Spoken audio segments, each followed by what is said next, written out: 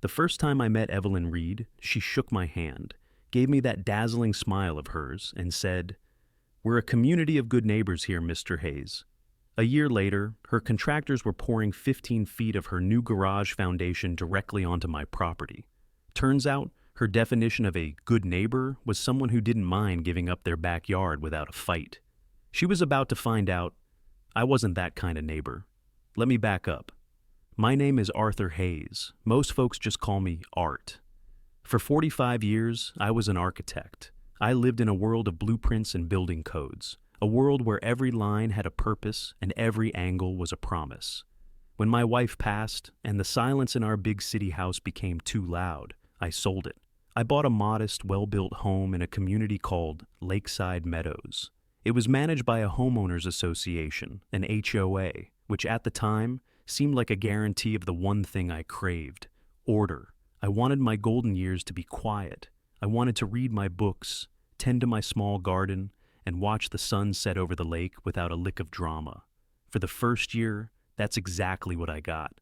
The lawns were all manicured to the same perfect height. The mailboxes stood in a neat uniform row.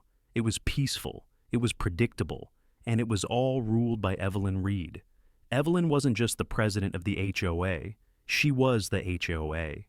She was a woman probably in her late 60s, always impeccably dressed in crisp linen suits, her silver hair styled in a helmet of perfection that seemed immune to wind or humidity. She moved through the neighborhood with the serene confidence of a monarch surveying her domain. That smile she gave me, it was a work of art, bright, wide, and completely impenetrable. It was the kind of smile that could tell you your house was on fire, and you'd somehow feel obligated to thank her for the information. She held court at the monthly HOA meetings, wielding her gavel like a scepter. She knew every rule, every bylaw, every covenant. She was the arbiter of taste, the enforcer of conformity. And people, for the most part, seemed to love her for it. They saw her as the guardian of our property values, the tireless protector of our tranquil little world. I saw something else. I saw the flash of steel in her eyes when someone dared to question a ruling. I saw the way her smile tightened, just for a second, when a vote didn't go her way. I'd spent a lifetime reading the fine print, both on paper and in people. And in Evelyn Reed's fine print, I saw a clause for absolute power. Still, I kept to myself. I paid my dues on time. I kept my lawn immaculate. I was a model resident. Her kingdom didn't affect my patch of earth, so I let the queen have her reign, until the day her kingdom invaded mine. It started with noise, the deep rumble of a cement truck, the high-pitched whine of power saws, the rhythmic thump, thump, thump of hammers. It was coming from her property, right on the edge of our shared boundary line, a line that was clearly marked by a row of old sturdy azalea bushes I'd planted myself.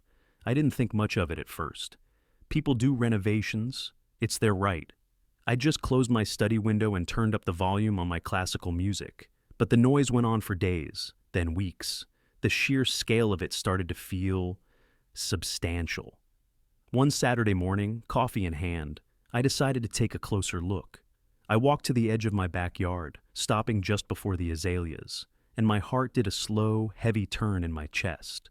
This wasn't a simple patio extension. Over on her side, a massive foundation had been poured, a concrete slab easily the size of a two-car garage. Workers were framing walls, raising trusses. It was a structure of significant size. But that wasn't what made the coffee go cold in my hand. It was the location. The edge of that new concrete slab wasn't just on the property line. It was well past it. It had swallowed my azalea bushes whole. The fresh gray concrete stretched deep into my yard, a brutalist scar on my green lawn. My mind, the architect's mind, started calculating. I could see the invisible lines of my property survey as clearly as if they were drawn in neon. I knew my plot's dimensions down to the last inch. This wasn't a minor miscalculation. This wasn't a foot or two. This was a full-scale invasion. I went back inside, my hands trembling just slightly. Not with rage, not yet. With a kind of profound disbelief. This had to be a mistake, a colossal, unbelievably arrogant mistake, but a mistake nonetheless. No one, not even a woman as self-assured as Evelyn Reed, would be so brazen as to just take someone else's land. I pulled out my official property documents from my safe.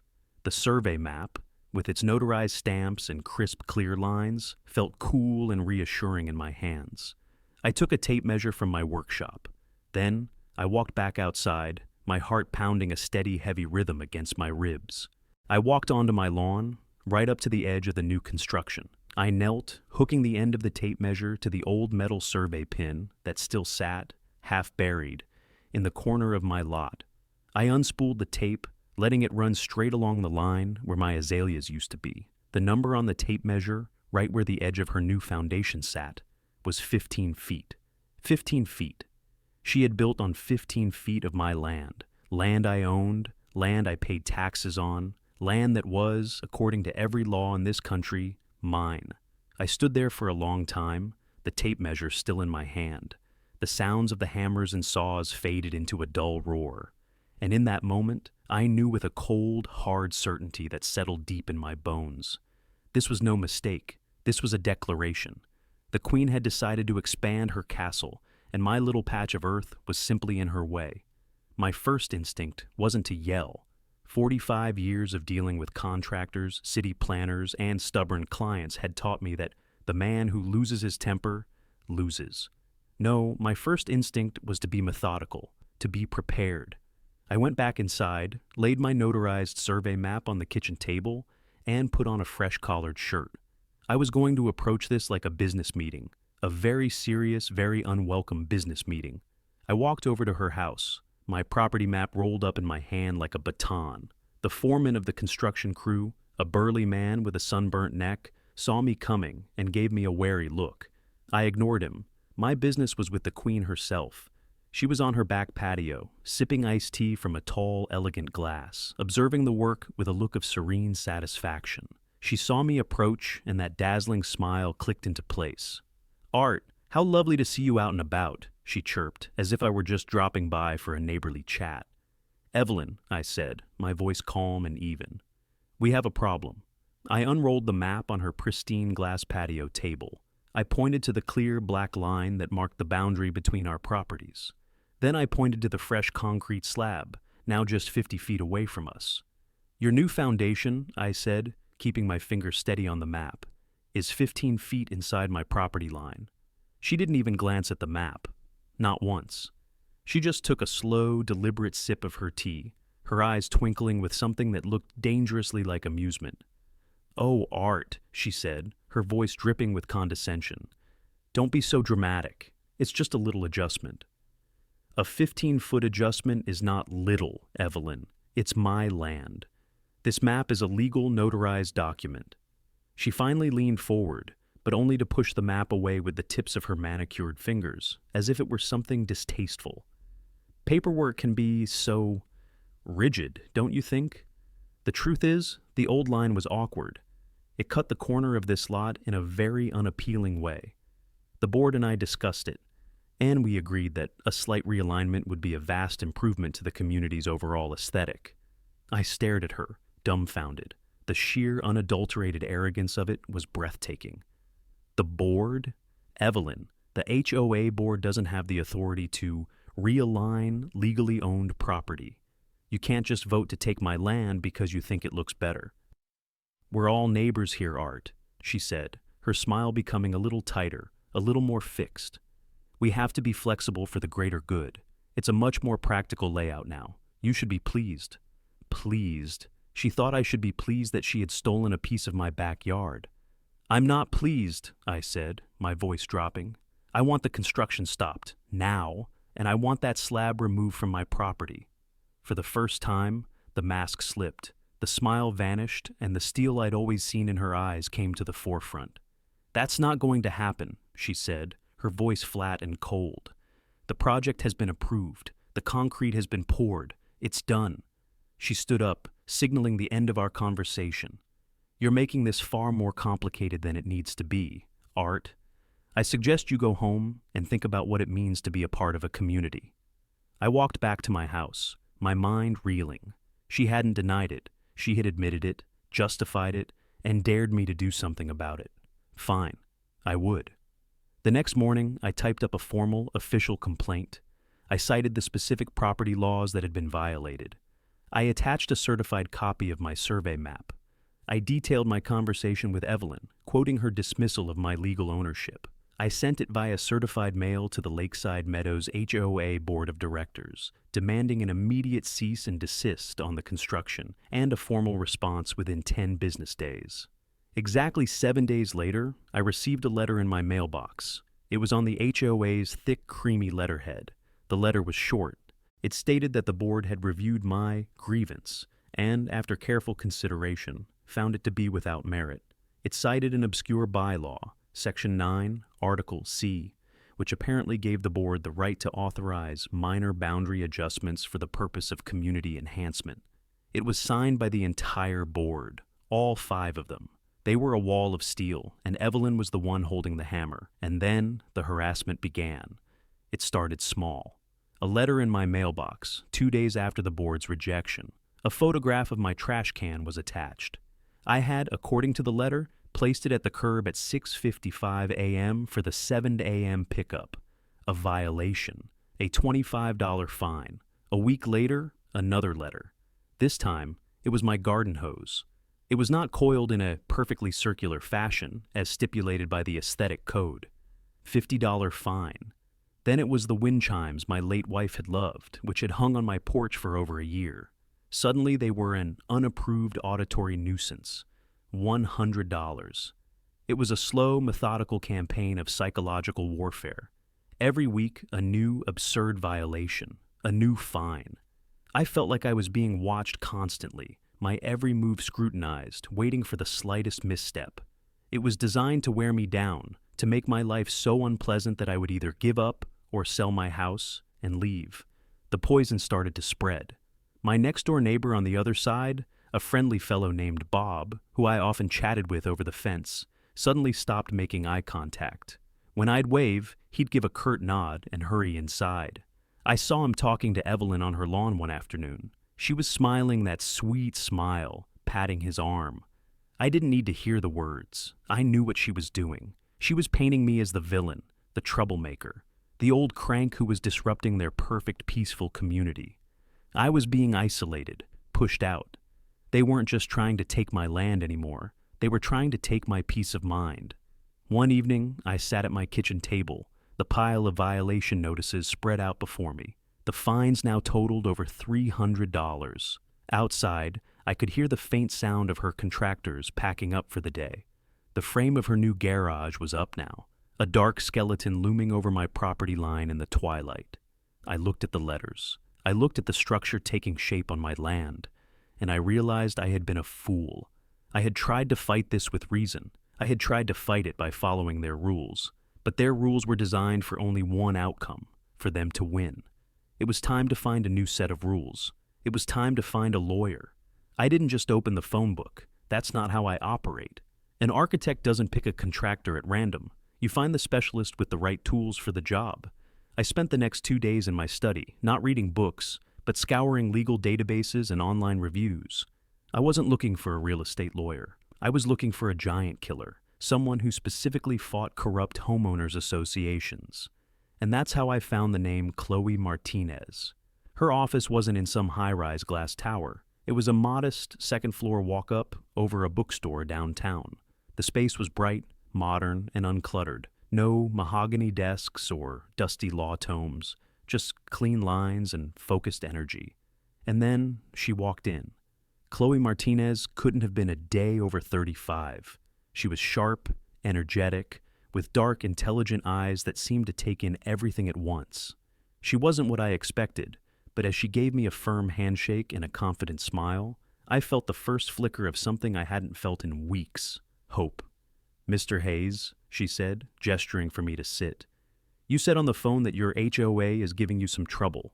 I laid it all out for her. I didn't editorialize. I didn't complain.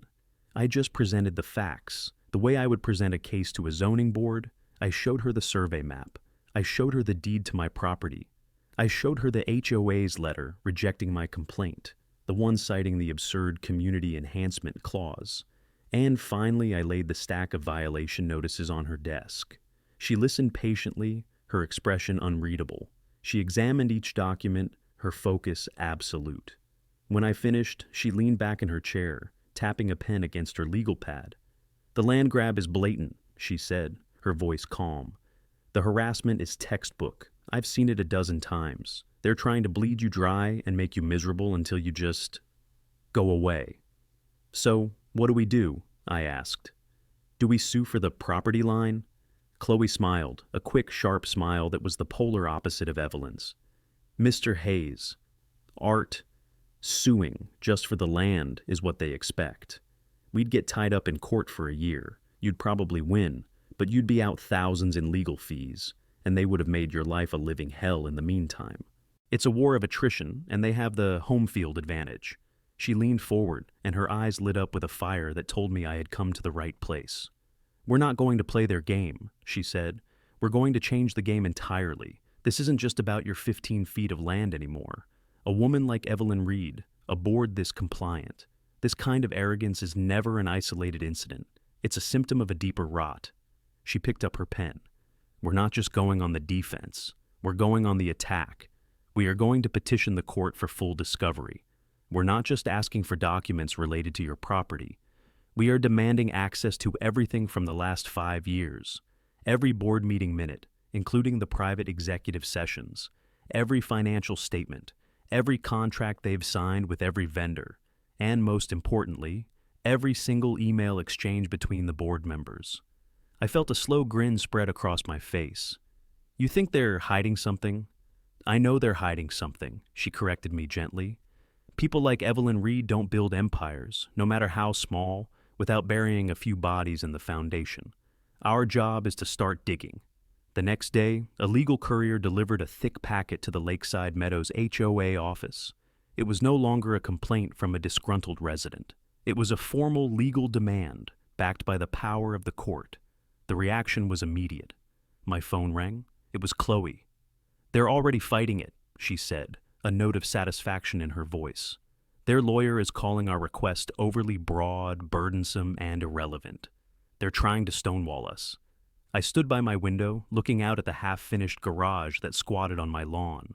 For the first time, it didn't look like a monument to Evelyn's power. It looked like a mistake, a very big, very expensive mistake. "So what does that mean?" I asked Chloe.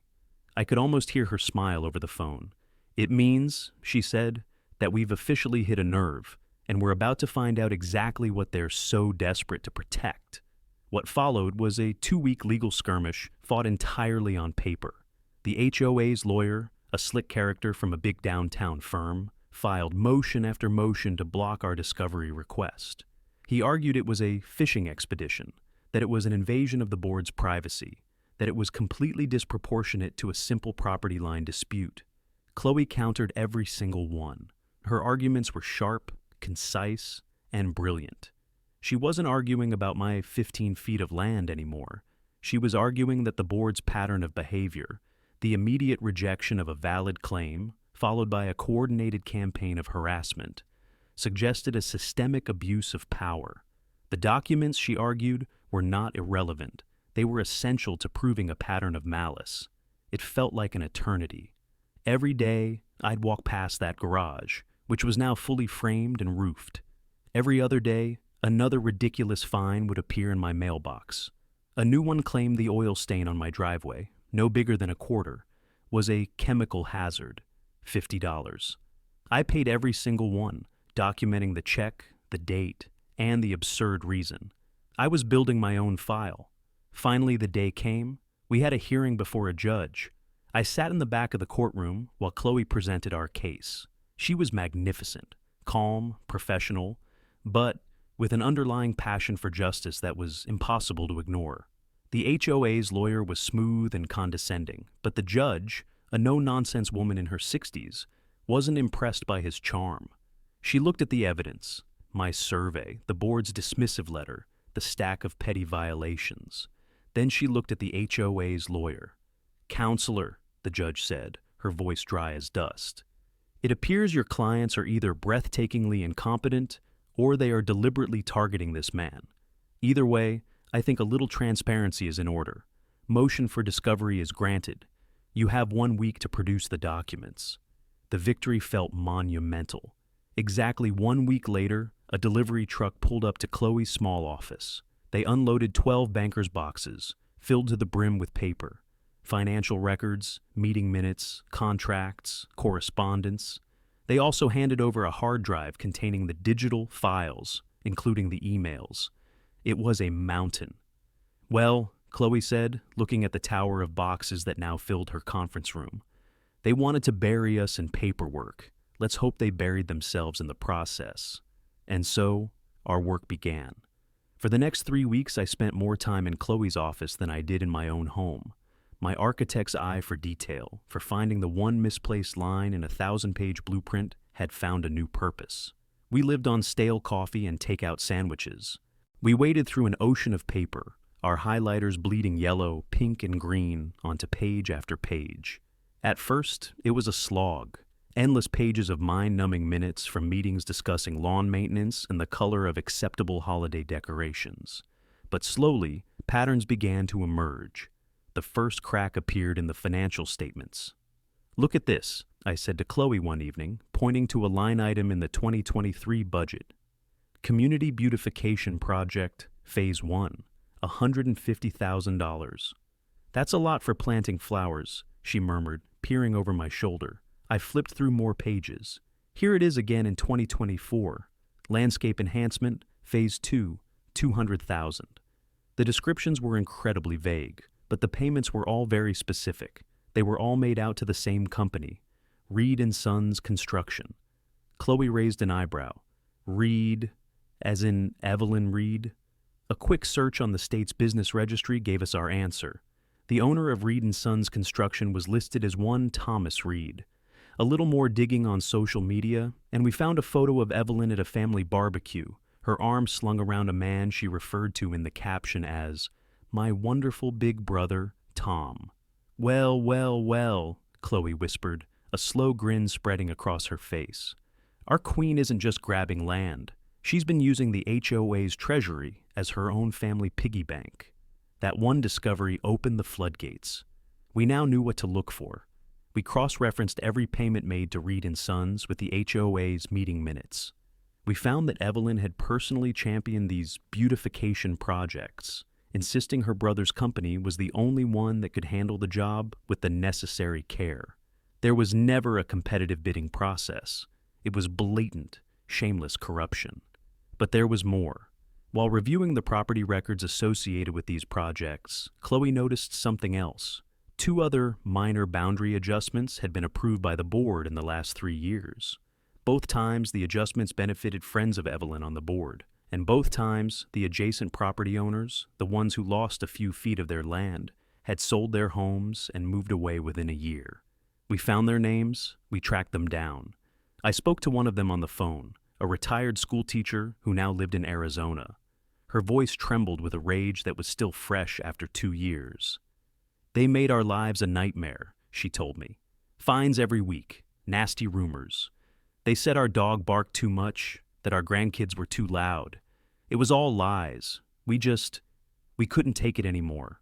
We sold at a loss just to get out. It was my story. It was the same playbook. We now had a pattern of abuse. We had financial corruption. We had everything we needed to destroy them in a civil suit.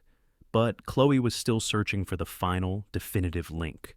The one thing that would prove, beyond any doubt, that the campaign against me was a deliberate, malicious conspiracy. She found it at 2 o'clock in the morning on a Tuesday. I had gone home to get a few hours of sleep, but she had stayed, fueled by coffee and a righteous fury.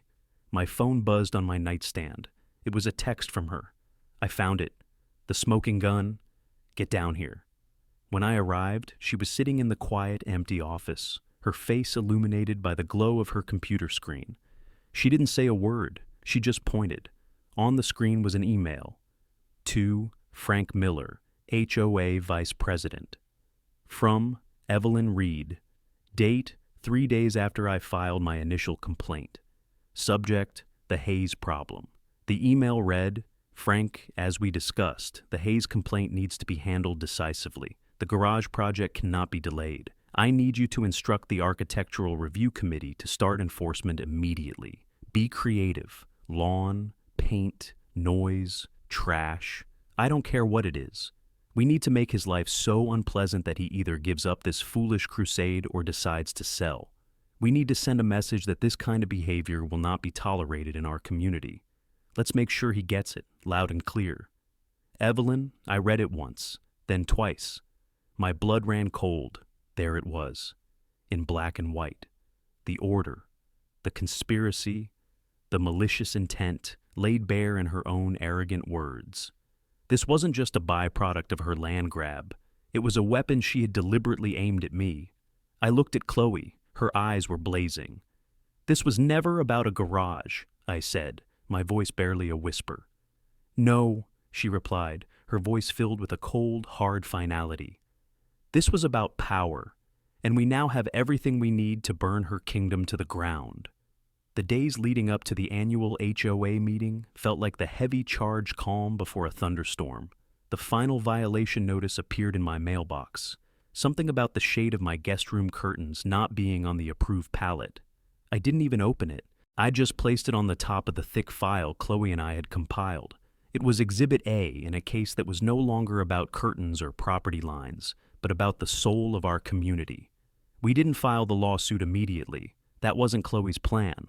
A lawsuit would be a quiet, slow-moving affair fought by lawyers in empty courtrooms.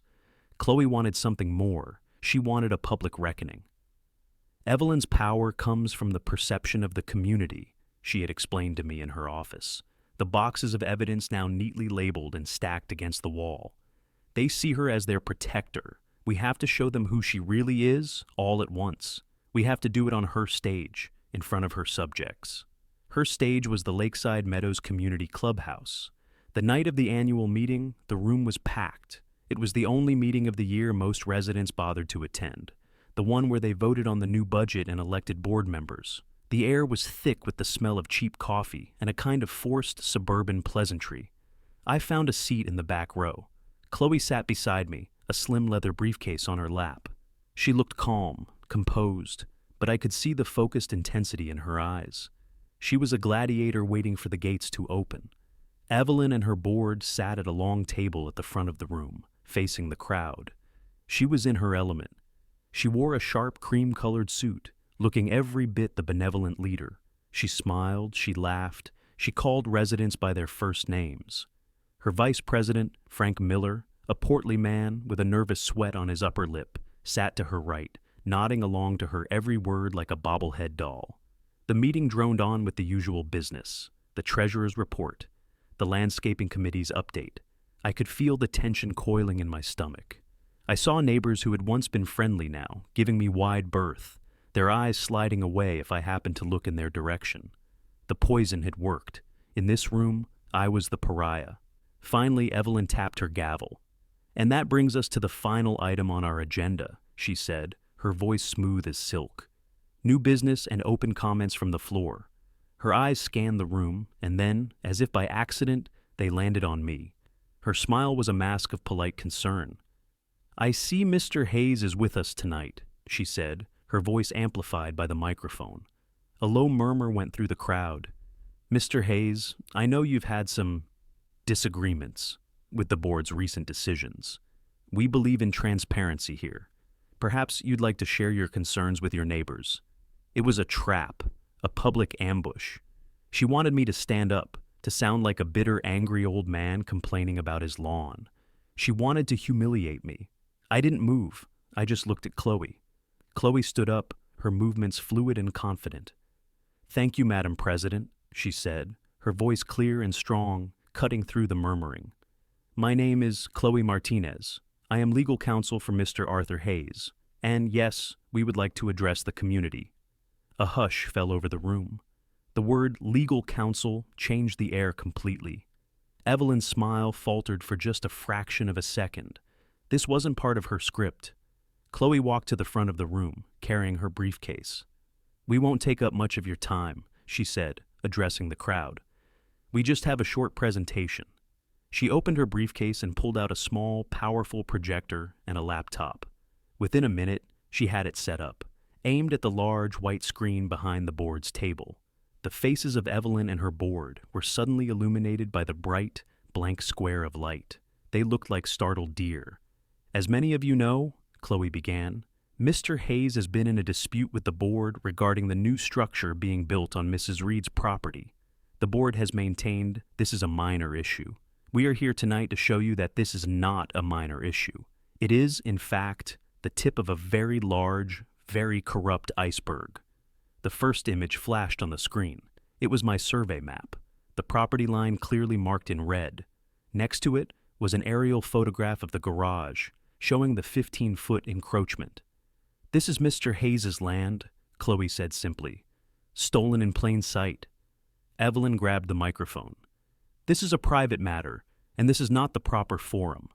I believe it is the perfect forum, Chloe interrupted, her voice unwavering, because this isn't just about Mr. Hayes.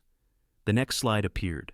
It was a list of payments, large payments, all from the Lakeside Meadows HOA account, and all made to one company, Reed & Sons Construction. Over the last 3 years, Chloe's voice narrated, your HOA has paid over $400,000 of your dues to a company owned by Thomas Reed, Evelyn Reed's brother. A collective gasp went through the room. People started turning to their neighbors, whispering.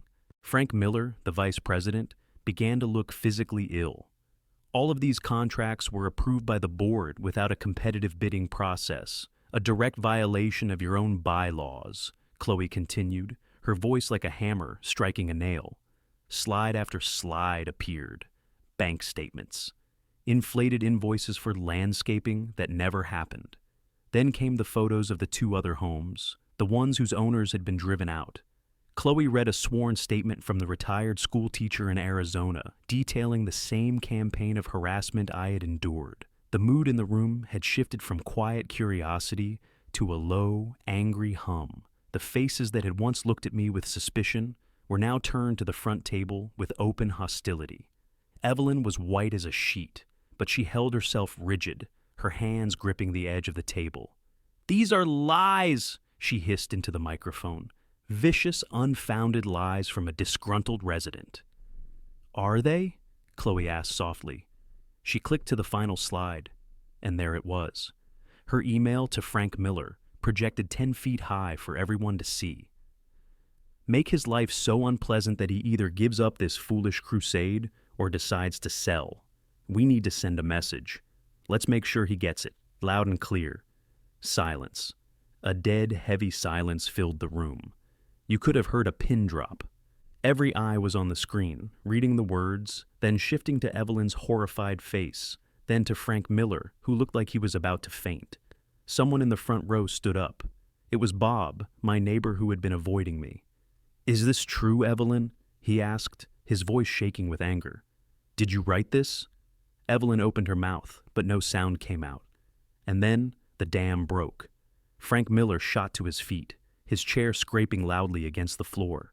He pointed a trembling finger at Evelyn. It was her! He shouted, his voice cracking. It was all her idea. She made us do it. I told her we were going too far. The room erupted. People were shouting, standing up, demanding answers.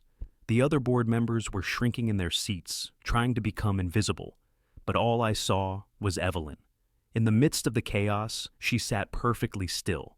The mask was gone. The smile was gone. The power was gone.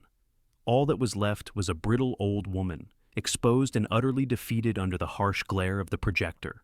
Her kingdom had crumbled around her in less than 10 minutes. Chloe quietly packed her projector back into her briefcase. Her work was done. I didn't feel triumphant. I didn't feel vengeful. I just felt a profound sense of relief.